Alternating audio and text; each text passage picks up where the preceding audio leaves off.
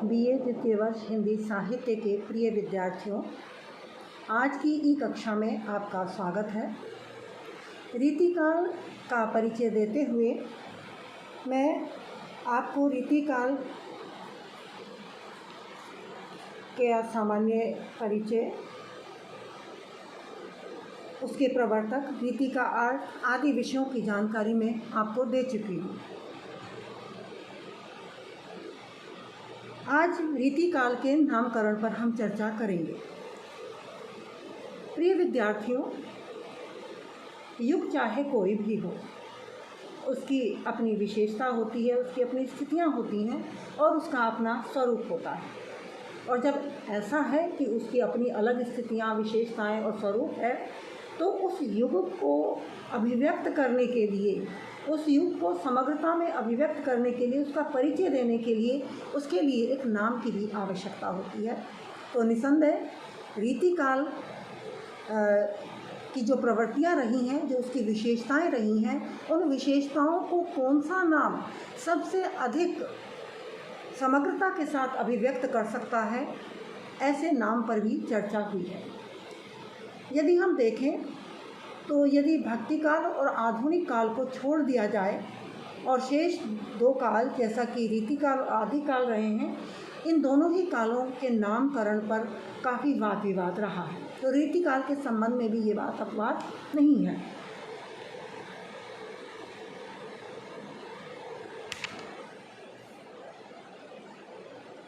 जहाँ तक भक्तिकाल का संबंध है, उसमें कम से कम उसके नामकरण पर बहुत कम विचार हुआ है, लेकिन आदिकाल और रीतिकाल के संबंध में पर्याप्त विवाद रहा है।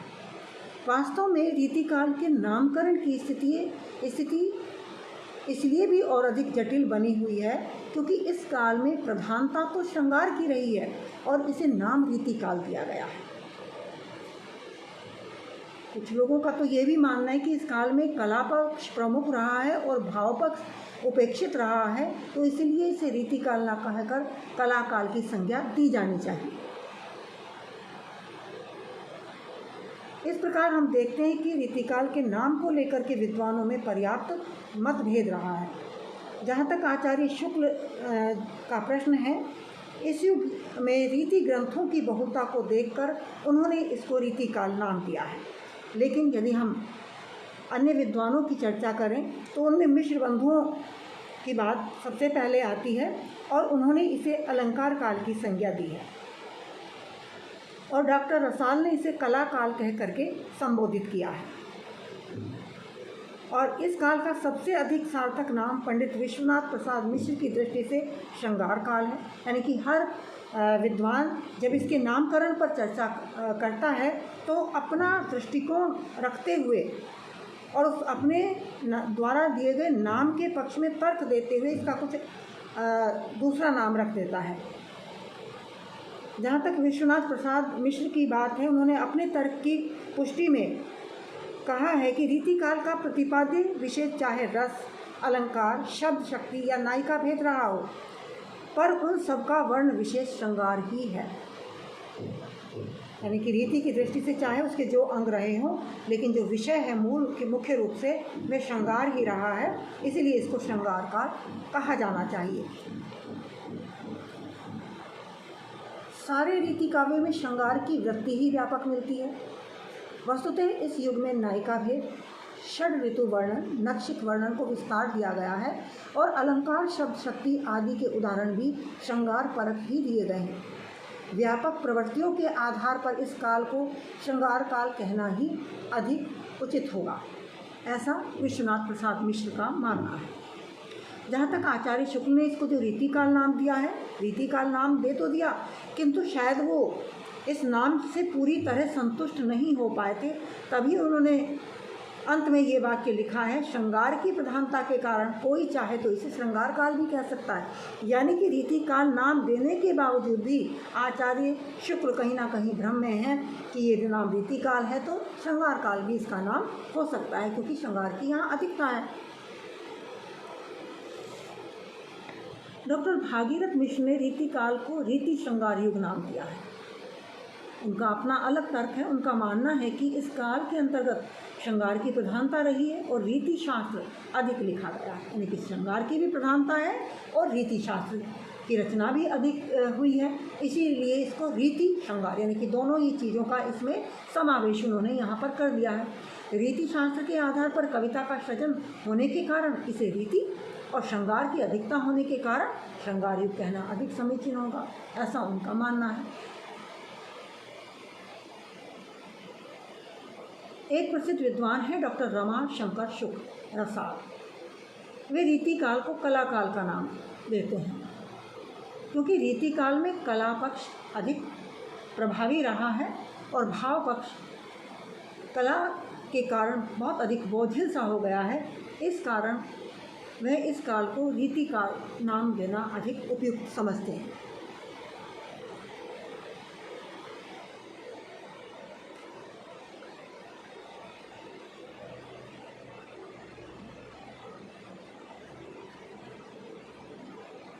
अगर हम निष्कर्ष रूप में देखें तो यही कह सकते हैं कि संपूर्ण नामों के विवेचन के पश्चात भी आचार्य शुक्ल द्वारा दिया गया नाम रीतिकाल ही ऐसा है